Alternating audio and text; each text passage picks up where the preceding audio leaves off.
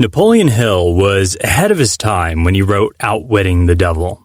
There are concepts within it that wouldn't have even been well received at the time it was written, but have shown themselves to be true over time, thereby strengthening their claims for us today.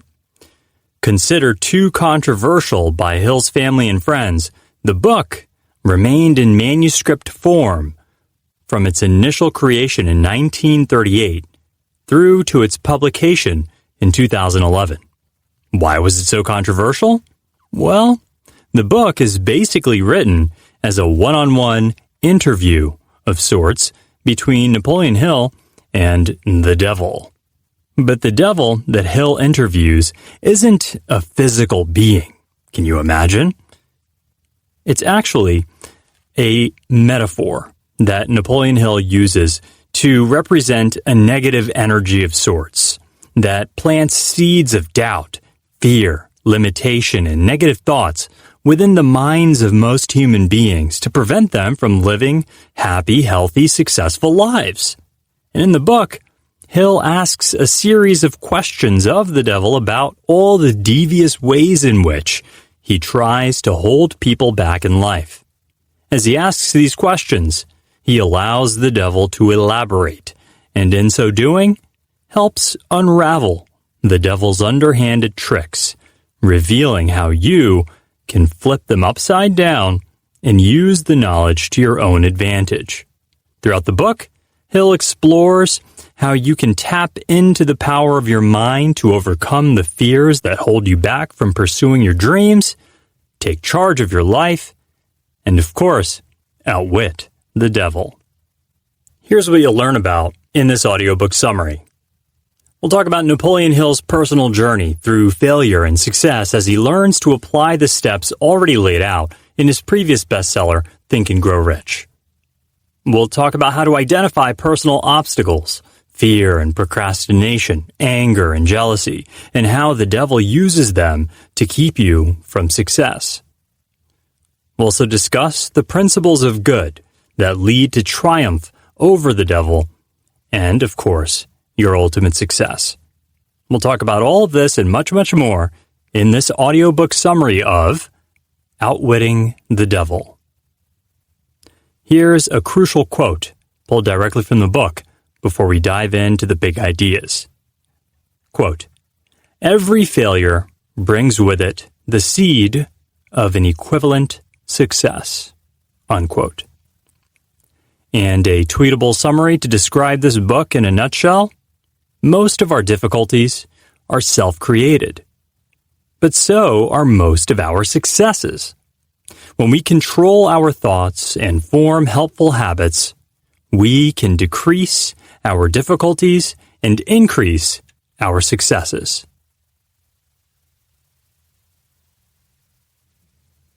Big idea number 1, a new world revealed.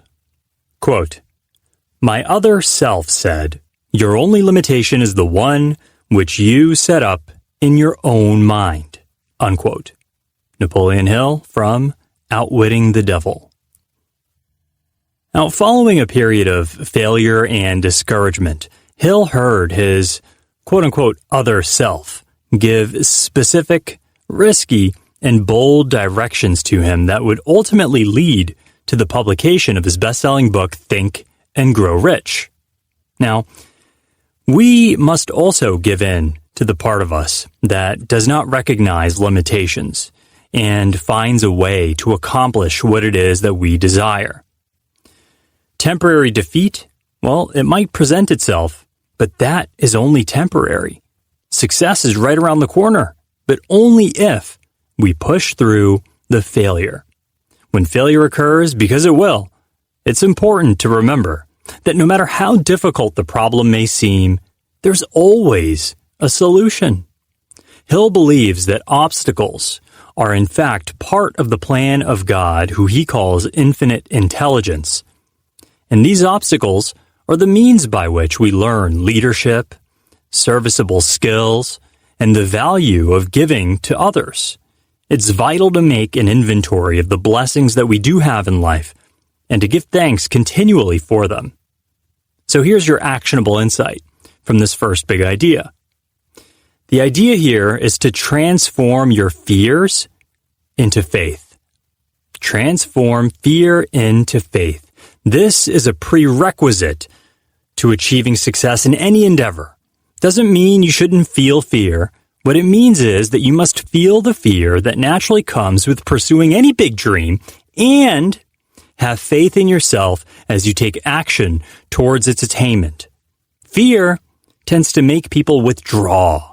It freezes people from taking action. Faith, however, tends to get people going. It gets people moving, even when they are scared.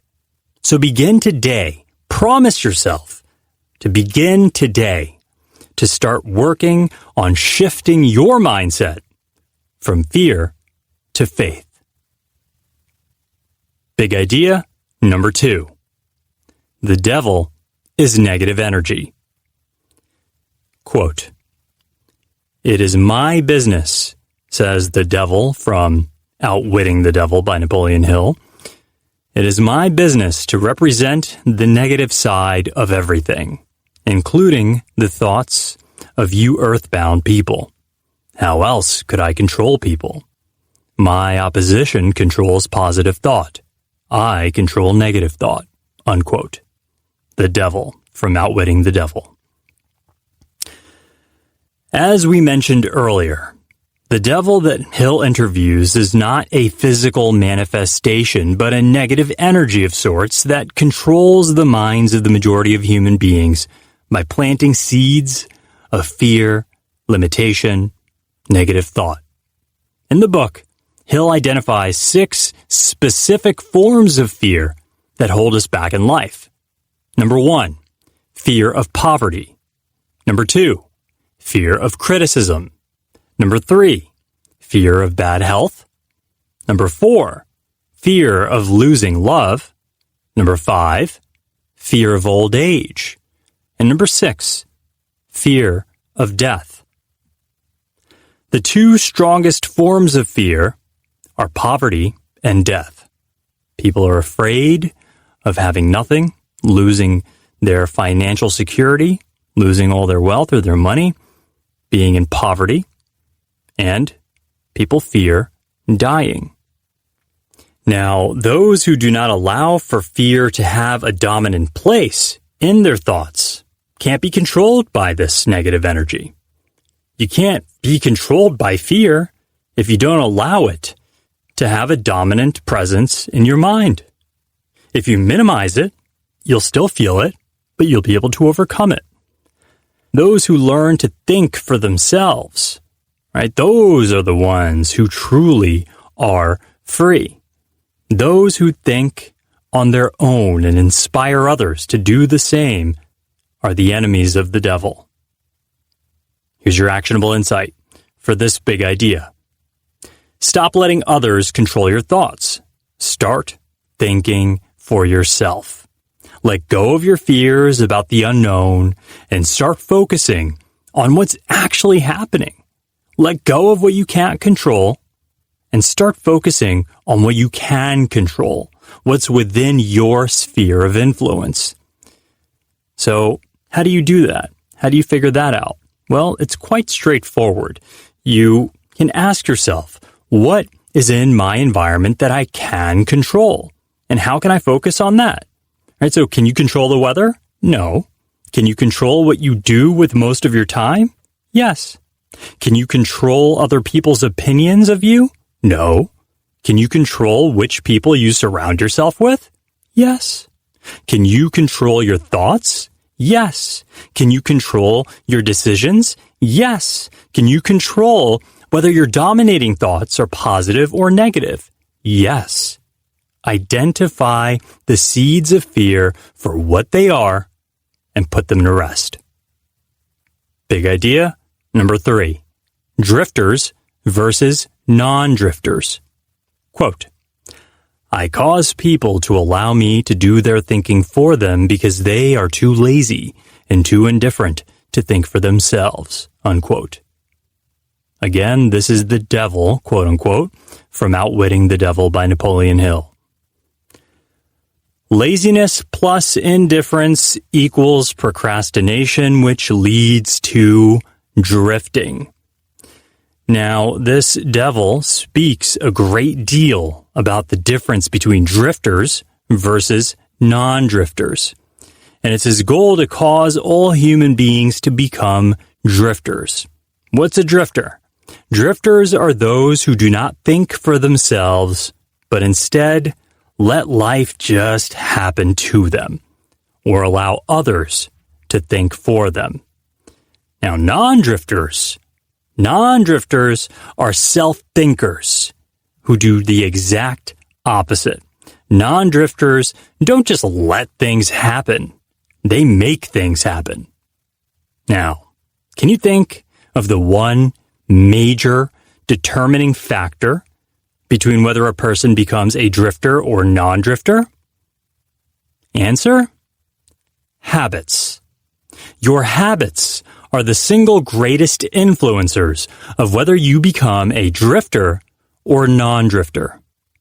Good habits will pull you up and help you become a non-drifter or consciously create a purposeful, meaningful life for yourself. Bad habits will push you down and make you drift into a purposeless, meaningless life. Unhealthy habits lead to poor decisions. They're influenced by fear and your environment. Now, in the book, Hill describes how traditional schooling and some religious leaders and even parents can unwillingly play a part in creating unhealthy habits in young children by stifling their curiosity and their ability to think for themselves. And when a child's ability to think independently is taken from them, it creates a void that's filled by the devil or negative thought. And when that happens, when the devil takes ownership of a person's mind, you can be sure he'll do everything in his power to make them drift. Now, there are a number of ways in which people can drift due to poor habits and decisions. People can make poor health choices. People can bicker in marriage or relationships. Someone might choose an occupation based on fear of poverty, lack of savings, unpleasant relationships, and dominating negative thoughts.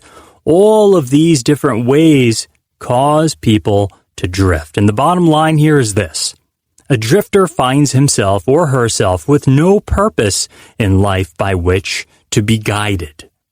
A non-drifter has a well-organized plan, complete with minor goals that lead to the major goal he or she is working towards. Again, a drifter has no purpose, nothing to be guided by. A non-drifter, on the other hand, has a well-organized plan. They've got a purpose. They've got minor goals that lead to a greater goal, major goals that are being worked on a regular basis, monthly, weekly, daily. They know what the big picture is. They've got that in mind at all times. They're guided by a purpose, a strong purpose that moves them, drives them, excites them, and inspires them on a daily basis. Here's your actionable insight for this big idea. Learn to think for yourself. Take control of your thoughts and encourage those around you, especially children, to explore their creativity and to think independently. Develop healthy habits in your diet, finances, relationships, and in your thought processes. If you're a drifter, it's okay. You can wake up right now and start being a non-drifter. The first step is to start giving of yourself. You got to give before you can get. And finally, if you want to learn more about building better habits, read or listen to our summaries on The Power of Habit by Charles Duhigg or Atomic Habits by James Clear. Big idea number 4. Personal obstacles and how the devil uses them. Quote, "The non-drifter takes from life whatever he wants, but he takes it on his own terms. The drifter takes whatever he can get, but he takes what he gets on my terms, unquote. The devil. Throughout the interview, the devil, as Napoleon Hill puts it, lays out some of his more effective tricks for derailing people in life. Some of those tricks are, number one, propaganda. That is, any device, plan, or method by which people can be influenced without knowing that they are being influenced, or the source of the influence. Propaganda infiltrates schools, pulpits, movies, advertising, and even in business to discourage competition and to discourage people from succeeding, or to influence them negatively to buy or do some sort of specific thing that's advantageous to the one who's perpetuating the propaganda. And then number two, bribes. The things people most want: love, sex, money, something for nothing, vanity, egotism, power, drugs, self-expression, imitation, eternal life, heroism, and hunger. These are all methods by which negative thought seems to enter the mind and causes one to drift. So your actionable insight for this big idea? To protect yourself from the personal obstacles that negative thought, aka the devil, throws at you, you must adopt the principles of good that the rest of the book lays out. Big idea number 5, hypnotic rhythm. Rhythm, quote, is the last stage of habit.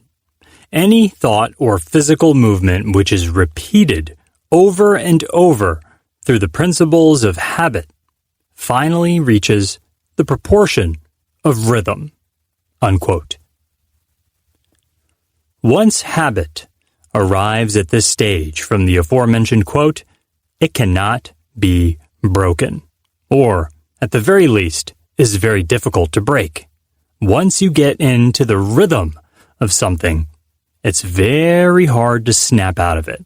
Possible, but difficult.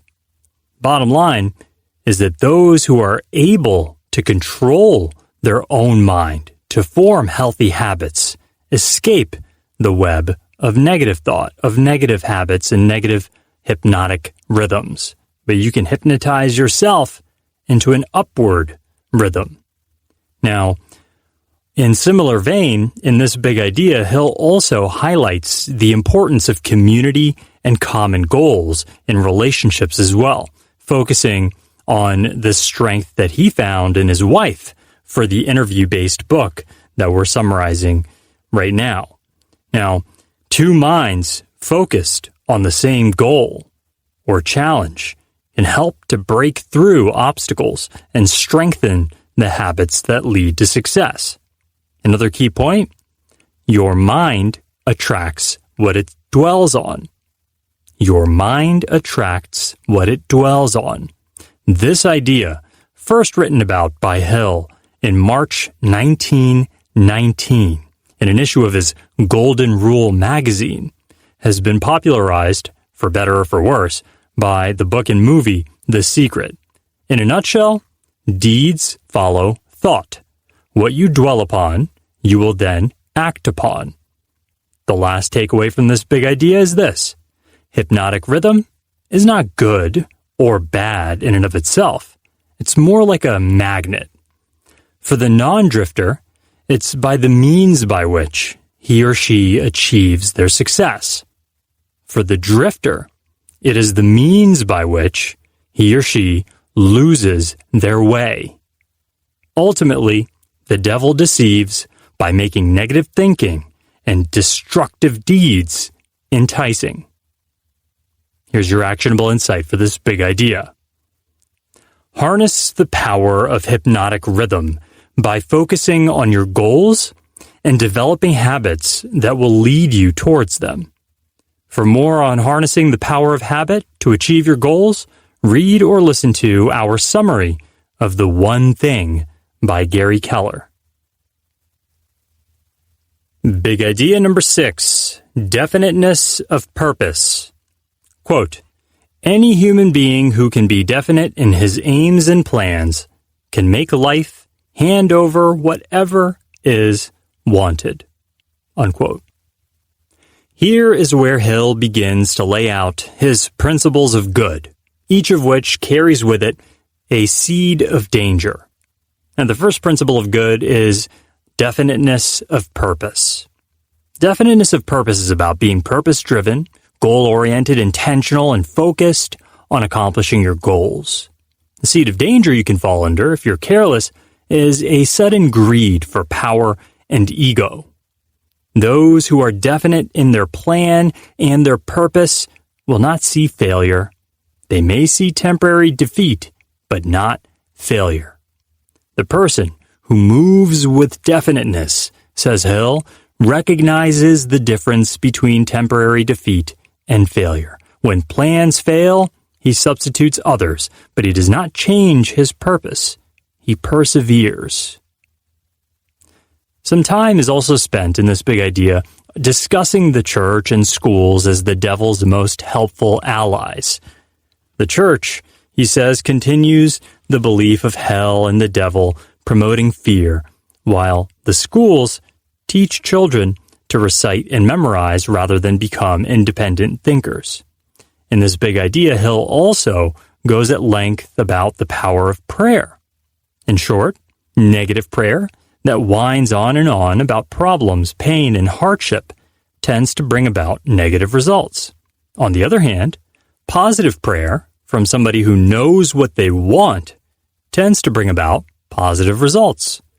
So the bottom line is this: focus on what you want, not what you don't want. As Hill writes in the book, your dominating thoughts attract through a definite law of nature, by the shortest and most convenient route, their physical counterpart. Be careful what your thoughts dwell upon. Here's your actionable insight for this big idea. Develop a clear course of action that creates habits that lead to your goals. Next, work to change your local school system into an educational system that develops self-motivated, independent thinking, self-reliant, contributing members of society. Become actively involved in the education of our future leaders.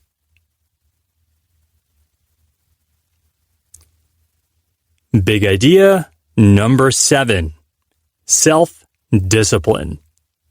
Quote, "No man is free who is not master of himself." Epictetus.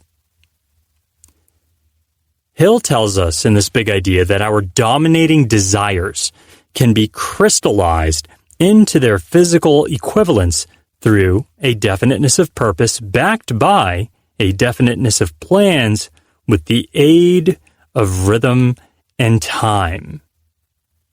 Once again, dominating desires can be crystallized into their physical equivalent through a definiteness of purpose backed by a definiteness of plans with the aid of rhythm and time. Now, it can take some time and effort to discover your definite purpose in life. Perhaps a little more work to create a plan of action. But to get yourself into a regular rhythm of habits that inch you closer and closer to achieving your goals over time, well, that requires a whole lot of upfront discipline. Good old-fashioned discipline. Now, there are 3 habits or 3 appetites that every individual must master. Number 1, hunger. Number 2, sex. And number 3, the expression of loosely organized opinions. These are the top 3 appetites that Hill discusses in this book with his interview with the devil. Now, there are a lot more that should be controlled, but these are the ones to start with. To master the aforementioned appetites does not mean, by the way, complete suppression. Instead, it means knowing how to feed them without overindulging. For example, hunger and physical health, mastered through healthy diet and exercise, have a direct impact on your mental and emotional health. Sexual energy, or sex transmutation, as Hill refers to it, is one of the more dangerous forces or appetites that can lead to poverty and ruin when they're mismanaged. He also warns us that overindulging in the sex appetite and sexual appetites can also crush your creativity, particularly in men. But when this energy is mastered, it can be transmuted into a driving force to help you accomplish your goals, to catapult your creativity, and boost your energy levels.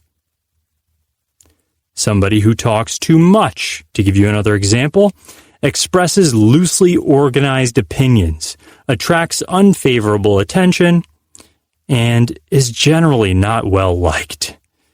Now, it's the one who listens that learns, not the one who talks.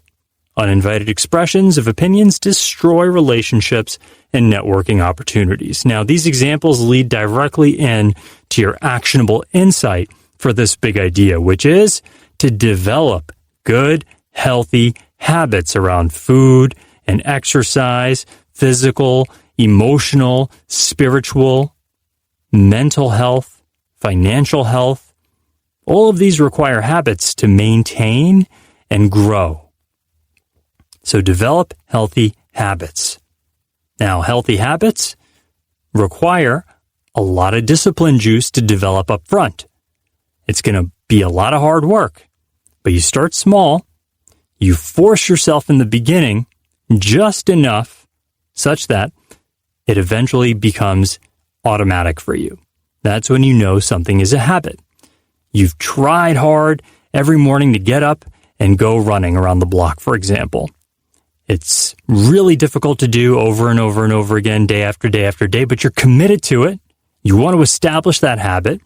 So that requires a lot of willpower and discipline up front for the first few weeks or however long it takes for you to form that into a habit. But once something is locked in there and it's a habit, it becomes automatic, systemized. It becomes a rhythm. And that's when it goes from being hard to do to hard not to do. So keep that in mind. Next, actionable insight for this big idea: learn to control your sex drive and harness that energy into creativity and goal seeking. See Napoleon Hill's ideas on sex transmutation from Think and Grow Rich to learn more about this idea. And then finally, tame your tongue and your typing on social media. And when you talk with other people, listen before you speak. And when you do give your opinion about things, make sure it's well developed and sought after. Big idea number 8, learning from adversity. Quote, failure often serves as a blessing in disguise because it breaks the grip of hypnotic rhythm and frees the mind for a fresh start. Unquote. Failure benefits the driven because it brings with it opportunity. Failure only becomes failure when it's accepted by you as permanent. So instead, begin to see it as a setback, or better yet, an obstacle to overcome, a challenge that'll lead to your ultimate success and growth. Now, people are blessed with abundance, or they're stuck in poverty because they've made the state of their existence permanent through hypnotic rhythm. For example, a person stuck in poverty may stay in poverty if they spend most of their time thinking about and focusing on their financial problems and poverty-ridden circumstances. Why? Because what you focus on will only expand. Even if you don't want to be in financial distress, simply thinking about your problems around that issue will only expand them if you're focused on lack, if you're focused on the problem rather than the flip side, which is thinking about solutions to your financial problems. Doing that will expand your potential for climbing out and creating abundance for yourself, for your family, your friends, within your own life. See, thoughts plus actions determine our outcomes. Thoughts plus actions determine our outcomes. Positive thoughts lead to productive actions, which lead to powerful results. We can each change ourselves and the outcome of where we are in life by first changing our thoughts and then acting on them accordingly. Adversity, that's a tool, if you look at it that way, in that it takes away vanity and egotism from people, and it forces them to look for a new way to tackle a problem. It requires introspective, original thought, intelligence, and meditation. It breaks the old habits that led to this failure, and it wipes the slate clean, so to speak, to start new habits. So your actionable insights for this big idea? First, approach things with an 80% solution focus and a 20% problem focus. Spend most of your time thinking about solutions rather than dwelling on problems. Next, whenever you're faced with a failure, change your thought patterns. Your past does not equal your future. Just because you failed last year, last month, last week, or today does not mean you cannot get up and try again. This failure that you may be experiencing is not the end. It's merely an obstacle that needs a solution. Spend time evaluating how you got to this point and what steps you can take to overcome it. Then, go out and do it. Big idea number 9.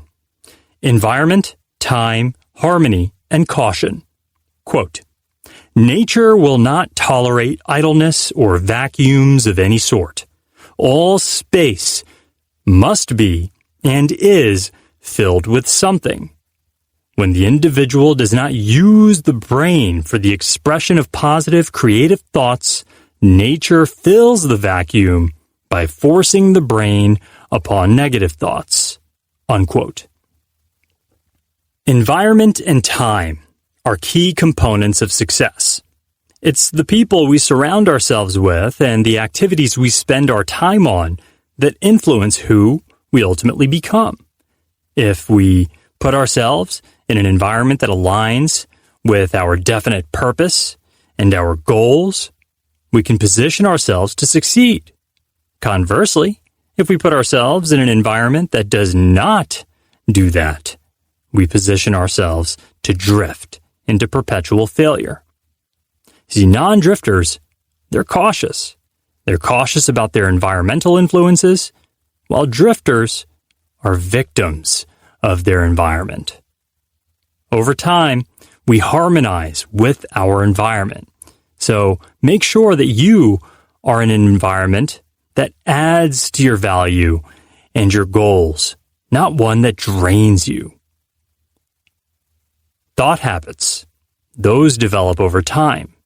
Negative thoughts are punished and positive thoughts are rewarded with success. Time is the process by which we acquire wisdom, but only for the non-drifter. Negative thought, negative habits, these things do not lead to wisdom. Learn to exercise caution whenever you're mapping out your plan to success. Oftentimes, people jump in before they've fully thought out a plan. But don't mistake fear for caution. They're not the same. One paralyzes, while the other helps create a plan of action. Here's some actionable insights for this final big idea. Surround yourself with people headed in the same direction as you, or end up being pulled in the wrong direction. Are the people around you supporting you, or are they holding you back? Are they helping you grow, or are they sucking your life energy out of you? Pick a harmonious crowd. Use care and caution when you're developing relationships. And finally, learn to say no to anything and anyone that could cause you to drift. Say no to the vampires, the devils, the negative influences. Say no to anyone who's trying to pull you down rather than help you up. Say no to anyone who deflates you when you're around them. Say yes to people who inspire you, who improve your life and whose lives you can improve. Say yes to people who are growth-oriented, that have a similar dedication to personal development and success as you do. Say yes to people like that, and say yes to yourself and your own personal growth. Closing notes. The key takeaway from this audiobook summary of Outwitting the Devil is this: you are in control of your destiny, but only if you take the actionable steps required to build the habits, develop the disciplines, and create a definite major purpose for yourself. And then take those small actions, put those plans together, and move towards major goals connected to your major purpose. Actionable insights: control your thoughts and overcome your fears. Next, create habits that harness the power of hypnotic rhythm. And finally, remember, failure is not permanent. It is only an obstacle. Adjust accordingly. And a final closing quote for you before we close out this audiobook summary of Outwitting the Devil. You are entitled to know that two entities occupy your body. One of those entities is motivated by and responds to the impulse of fear. The other is motivated by and responds to the impulse of faith. Will you be guided by faith, or will you allow fear to overtake you?